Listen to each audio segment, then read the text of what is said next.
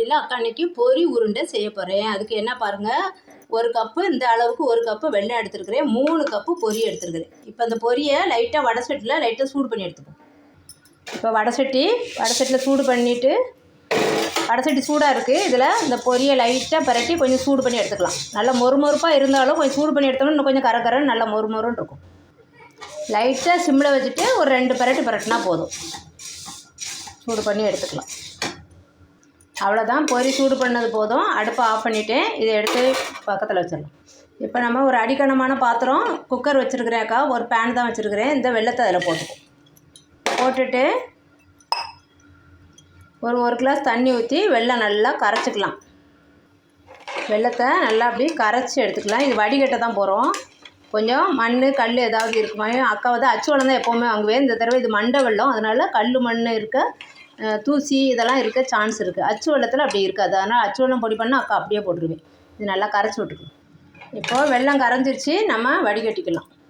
இது சுகர் சேர்த்து வெல்லம் பிடிச்சிருப்பாங்களா என்னன்னு தெரியல, ஒயிட் சுகர் சேர்த்து, அதனால் கல் மாதிரி கரைய மாட்டேங்குது. இப்போ அப்படியே வடிகட்டிக்கலாம்.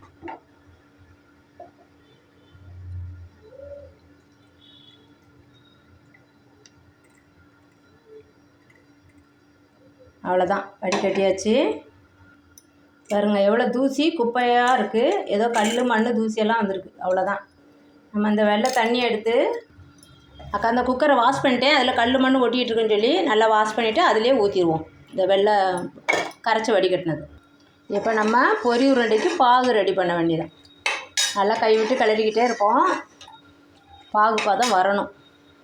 அக்கா இப்போ இந்த பொரி கூட ஒரு கைப்பிடி அளவு வேர்க்கடலையும் போட்டு தான் பிடிக்க போகிறேன்.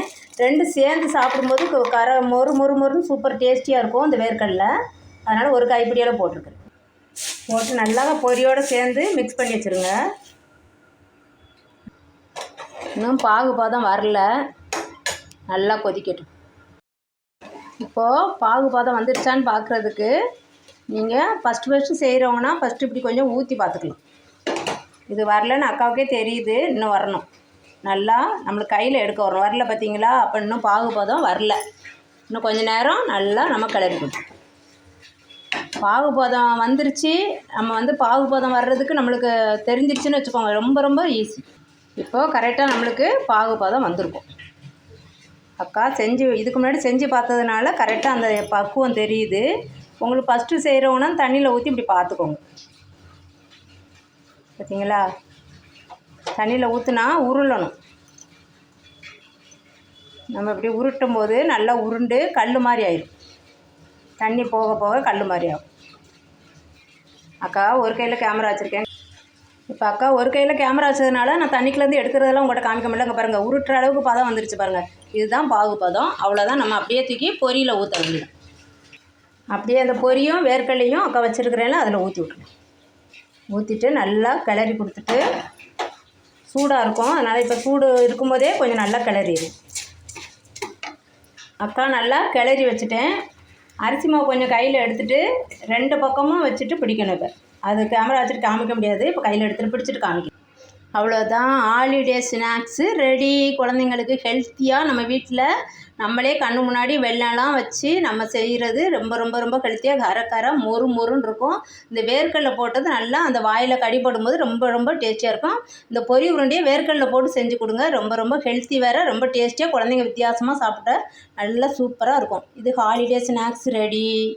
இதை மாதிரி செஞ்சு கொடுங்க. அக்கா ஒன்றா இப்போவே செஞ்சிட்ருக்கிறேன் இந்த ஹாலிடேக்காக. தேங்க்யூ. செஞ்சு பார்த்து ரொம்ப ஈஸி தாப்பா. கடன்னு நம்ம உருட்டுறதுக்கு தான் நேரம் இருக்குது. கொஞ்சம் உருட்டினதை உங்கள்கிட்ட காமிச்சிருக்கிறேன். இன்னும் உருட்ட வேண்டியது இருக்குது. அவ்வளோதான், சீக்கிரமாக செஞ்சிடலாம். தேங்க்யூ. செஞ்சு பாருங்கள். பார்த்துட்டு அக்கா கமெண்டில் சொல்லுங்கள் உங்களுக்கு பொரி உருண்டை எப்படி வந்துச்சுன்னு. தேங்க்யூ.